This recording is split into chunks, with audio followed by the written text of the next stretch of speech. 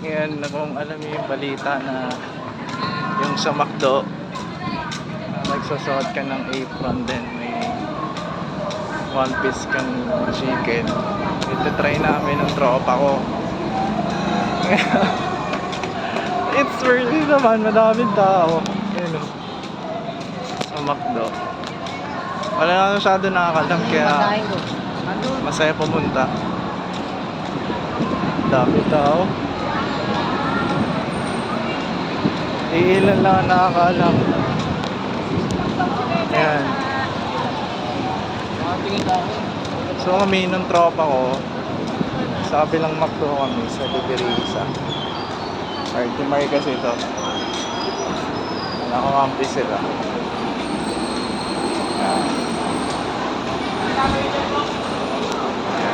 Sa likod ko yung mga tao. Dami. Tingnan natin mamaya.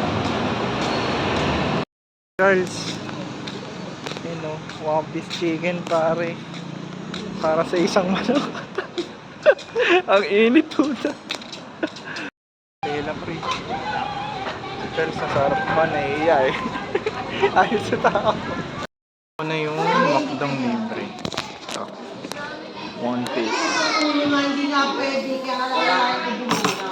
So magdadala lang ng apron, suot mo, tapos pipila ka, kunin mo yung resibo. Pag kunin mo yung resibo, pila ka sa kabila, kunin mo na yung pagkain mo, hintay mo yung number. So may one piece na tayo.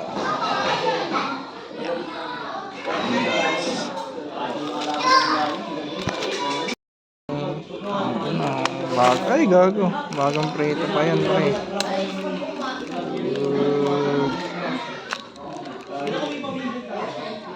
Si Charles, bawal magpakita.